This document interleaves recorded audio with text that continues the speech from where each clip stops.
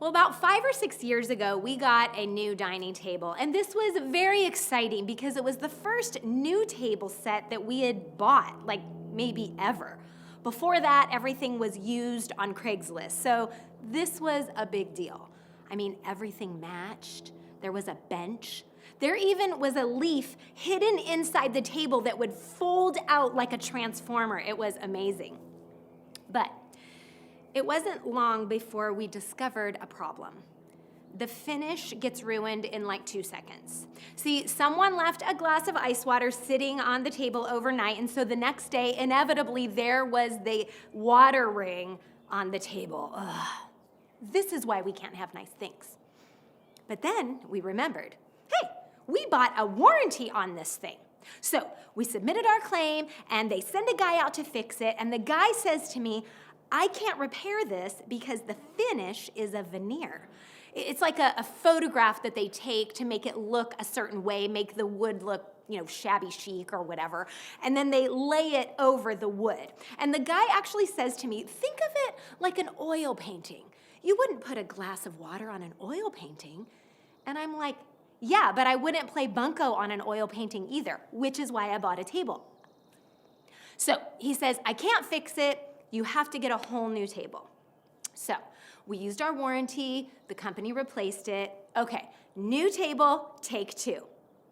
Got a water ring in like 2 days. So we tried to accommodate and just be more careful. We would always use placemats. If we had a glass of water, we'd use a coaster, which is just weird. I mean, on a table that's made for dishes, not to be able to put a glass on it. The worst scar that it got was one Halloween. We have this decoration that we usually put on the table, which is a ceramic haunted house. And underneath it, we put this black felt mat that has cut out spider shapes all over it. Well, someone, I won't say who, spilled water. And to someone's credit, they wiped it up immediately, but what they didn't realize was that the felt mat just absorbed a bunch of water. And it just sat there on the table, soaking wet all day.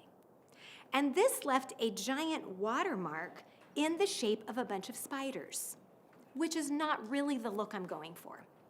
So we bit the bullet and got a whole different table that doesn't have this fake, temporary, easily messed up finish that does not hold up. And it sounds dumb, but I have this weird confidence, almost like a peace about this table, that it's gonna last. See, the quality of the finish matters. In furniture, yes, but in the significant things of life. I mean, how well something finishes matters. How thoroughly an act is completed, how genuine the work is, it makes all the difference. There are a lot of fake finishes in our world, and we've gotten used to them.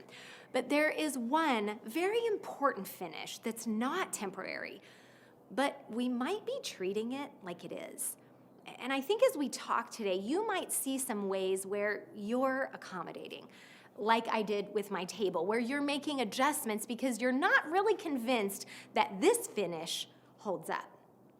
Getting real specific, we're going to look at 3 words Jesus said from the cross, the words, "It is finished." And we're going to dig deep into what they meant and what that might reveal about how we view what he did for us on the cross. We're going to ask ourselves if we're treating Jesus' finish like one that doesn't hold up. And most of us would say, no, I'm not doing that. I believe what Jesus did was enough. It was permanent. It was genuine. But you know how you can believe something is true but still not really live like it's true? I wonder if many, if not most of us, we'd say that we fully receive what Jesus did for us, and yet our actions tell a different story. And we find ourselves making accommodations in our beliefs or our behavior that would only be necessary for someone who thinks it's too good to be true, that Jesus really paid everything for me. Accommodations come into play when we aren't fully convinced that Jesus really paid it all. And while the accommodations might feel subtle and they might even fly under the radar, the truth is when we live with those subtle shifts, we diminish the finish that Jesus did for us. So with that, holding it in our minds, let's take ourselves back to the scene, to that Good Friday, where Jesus has been betrayed, arrested, mocked, and tortured, because that's where it was finished. I want you to watch this portrayal of the last few hours before Jesus died. You'll hear some talking and even some shouting in Aramaic, which was the language that Jesus spoke. It's not very long, but it takes you in a very vivid way to the crucifixion. I want you to sit with this piece for the next few minutes. I know that was some intense imagery and probably hard to watch in some places without cringing. But if we are going to understand what Jesus meant when he said, "It is finished," we've got to come to terms with what it cost him to do so. Because everything that he went through culminated in this moment. And without it, the resurrection could not hold the power that it does. So we've got to stay in this place a little longer, even though it's uncomfortable and messy, and it's way easier just to fast forward to Easter. But trust me when I say the celebration of the resurrection is even sweeter when we stay here and unfold these layers of what Jesus meant by "it is finished." I want to show you 3 meanings to that phrase as Jesus used it that might reveal some ways that we've been diminishing his finish. The Greek word teleo, it means to finish, teleo. And the longer word tetelestai is the whole phrase, "it is finished," tetelestai. And that phrase has 3 specific contexts that allow for 3 different nuances to the word teleo, to finish. The first use of this word for finished is when referring to something being complete. This use of the word would have been used commonly by a worker. Say, like, the work at the end of the day is done. It's saying, "I'm finished with what I had to do." Now, for a lot of us, our work seems to never be done. It's not like at the end of the day, we're like, "Everything checked off. I fully finished all the things I was supposed to do today." So maybe it's better to think of it like a project being done or a time period being over. As of today, I am 75 days away from my oldest daughter's graduation from high school. I'm not going to get into that because I am not emotionally ready yet. But graduation is an example of a clear demarcation of something being complete. Chris and I both graduated from seminary on the same day, and I remember this very strong sense of, I'm done with school. And practically it meant that I could watch TV without feeling guilty that I should be reading a textbook. Think of a time in your life where you completed something. Maybe it was graduation, maybe completing a test or certification of some sort, or moving, like the last time you closed the door on your old place, or even just completing a project at work. There's a clear line of when it is done, like D-O-N-E, done. That's the feeling of the word in this phrase, "it is finished," of teleo. So when Jesus says it is finished, it means that what he came to do is done. It's completed. He didn't leave anything undone. He did the work. And what that means for us is that there is nothing extra we need to do. We don't have to be good enough. God's not evaluating our performance to determine if we're in or we're out. And it's important that we really allow that truth to sink in, because many of us find ourselves striving to prove ourselves, to live a good life because we want to earn some sort of spiritual position, to work hard to choose good over bad because deep down we think it might make a difference in how God feels about us.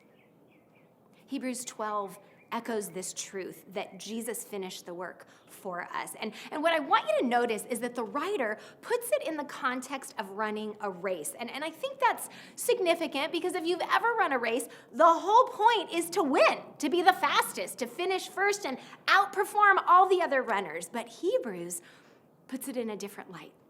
Hebrews 12 starting partway through verse 1. It says, "Let us run with endurance the race that is set before us, looking unto Jesus, the author and finisher of our faith." Now, at first, the verse sounds like it's putting the responsibility on us to win the race, but if you look close, you'll see something really important in the way Jesus is described. He is the finisher. He already ran and won the race for you. His work counts for you. So while we are still to run and run with endurance, like the verse says, it's not the same as striving to win a race that you can never win. For us to apply Christ's work on the cross means that we have to do away with striving. And that is the first of the three ways that we might be accommodating. Striving diminishes the finish. If we're focused on being good enough, how could we ever get to a place of accepting that not only will we never be good enough, but that God's not looking for that?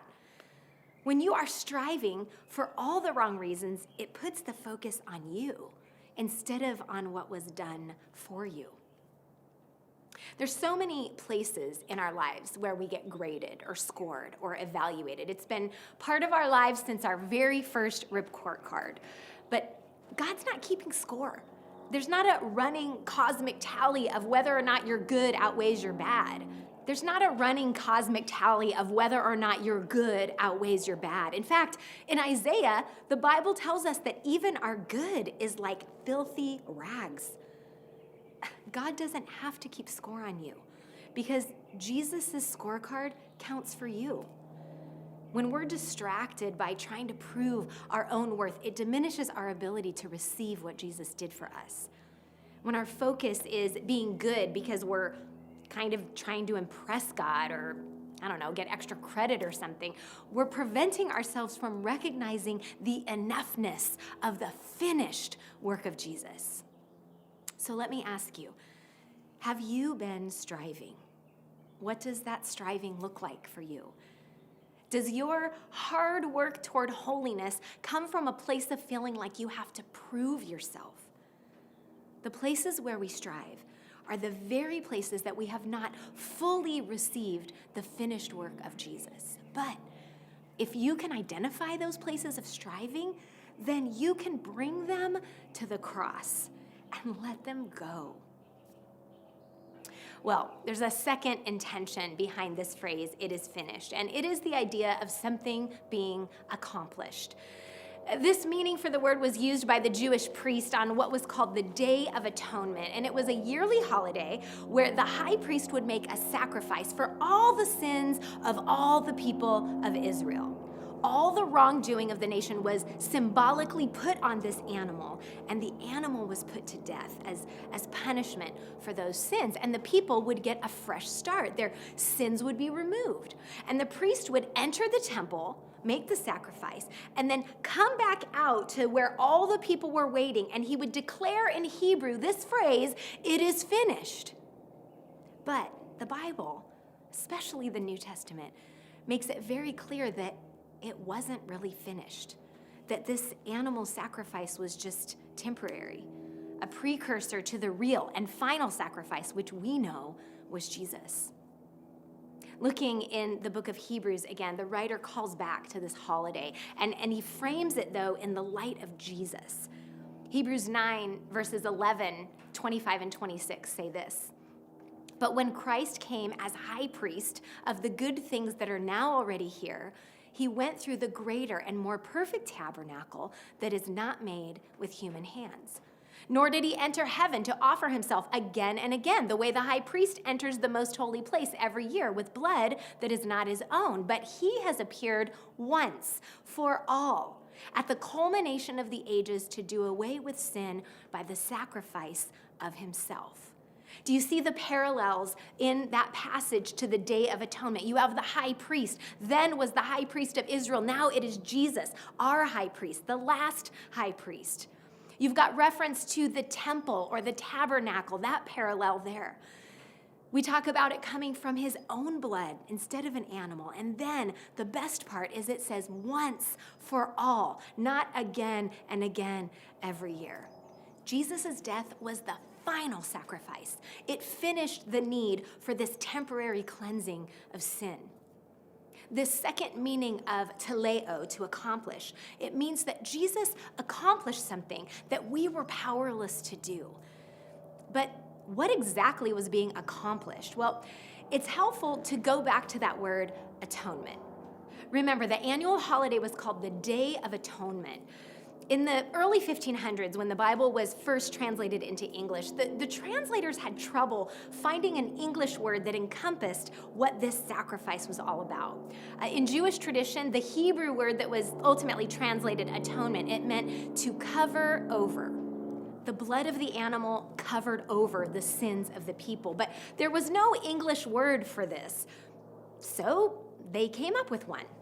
And atonement is simply at one-ment, the state of being at one. And that's what the cross accomplished. Our perfect reconciliation with God. Where before the consequence of sin, death, prevented us from living in community with God, now the consequence was put on Jesus, who ultimately overcame that consequence through the resurrection. His finished work accomplished our at one-ment with God. And so that means if you've accepted Christ, then the state of your being is union with God. And that's our reality. But we don't always live like it's true. A few weeks ago, I was running out the door, and I had to do that checklist that you do before you go out the door. Do I have my sunglasses, my phone, my mask, my keys? Where are my keys? So I spent the next few minutes looking in all the places, the drawers, the countertops, the pockets, all the places where I could possibly find my keys. No luck. But then I had an idea. Maybe they're somewhere hiding deep in a pocket, in my coat, or like in the bottom of my bag. And we have one of those cars that you don't have to put the key in to start it. So I thought I could just get in the car and press the button and see what happens. Sure enough, I get in the car, press the button, and what do you know? It started. I drove to work, literally not knowing where my keys were, but knowing that I had them. Of course, once I got to church, I couldn't unlock any of the doors because I couldn't find my keys. But my point is, they were there all along. I had everything I needed, even when I couldn't find them. Through Christ, everything you need has been accomplished for you. You have it, whether it looks like you do or not. But how often do we live as if we don't already have full and complete reconciliation with God? So what do? We accommodate. And it comes in the form of compartmentalizing. And when we do that, we diminish Jesus' finished work. Here's what compartmentalizing looks like. We have places in our lives that feel in sync with God. Maybe our church life, maybe our relationship with our spouse, the generosity that we feel toward others. But inevitably, there are places in our lives where we feel like God's over here and this action or situation or belief or mindset is over here. And there's no at one-ment. They feel mutually exclusive. And since we can't seem to get those two things in harmony, we compartmentalize. God doesn't care about this thing over here. This isn't impacting me. This has nothing to do with my relationship with God. But if Jesus accomplished complete at one-ment, that means that every part of your life is spiritual. I'll say it again. Every part of your life is spiritual. How you spend your time is spiritual. What you think about affects you spiritually. What comes out of your mouth? What goes into your mouth? Your fears, your doubts, your compulsions, your habits.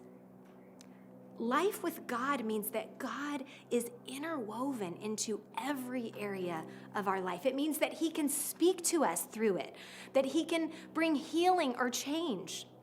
He can show us His love through something as unspiritual as a giant plate of nachos. Are there segments of your life that are, segmented? Is this an accommodation that you've made because at the heart of it, you're not valuing the power of Jesus' sacrifice as something that can align your entire life with God? if you can name these places, then have a conversation with God about how to live into the it is finishedness in these areas. Okay, last, not least, a third meaning of teleo, to finish, is to pay a debt. And this was actually the most common use of this word. Something was owed and the debt was paid. Think about it like when you get an invoice and you get a paid stamp on it to prove that you've paid. It is the finality of what you owed being taken down to zero. Hebrews 10 says this, "But after he stepped up to offer his single sacrifice for sins for all time, he sat down in the position of honor at the right hand of God. When there is forgiveness such as this, there is no longer any need to make an offering for sin." No longer any need. Our debt was the death that we should experience, and he paid it for us. The third way that we diminish Jesus' finish is by punishing ourselves. Punishing diminishes the finish. Some of us believe in forgiveness and have accepted that we're forgiven, but we're still in this habit of punishing ourselves. You might be someone who blew up your marriage, and you know God has forgiven you, but you still punish yourself. Maybe you've hurt your family through addiction or being a workaholic or misusing your finances, whatever, and you've made it right and you've been forgiven, but you can't let go of those feelings of shame or guilt. That's punishing yourself. Wherever you have failed might be a place you're still beating yourself up instead of living in the freedom and the new life of your debt being paid in full. My first full-time job was at a college. I was the executive assistant to the vice president of finance, and he decided that he wanted to have this big dinner as a thank you for all of his direct reports, and as his assistant, I had to organize it. And knowing that I'd get reimbursed, I just decided to pay the bill on my personal credit card. So I get the bill, and it was huge. I mean, this was a fancy dinner and drinks for like 12 people, and my 26-year-old eyes were like, ugh. Like the tip alone was bigger than my paycheck. And my boss paid my credit card bill with his budget, but here's the thing. That card was a mileage card. So Chris and I got thousands of free miles to use. It's a great analogy for the finish that means that a debt is paid. It was my bill, but someone else paid it. And not only that, but I got to enjoy the benefits of that payment. Jesus didn't say it is finished, so you would keep punishing yourself for the very things that took him to the cross. In fact, he paid the bill and invites you to live in the joy and the wholeness of a forgiven life.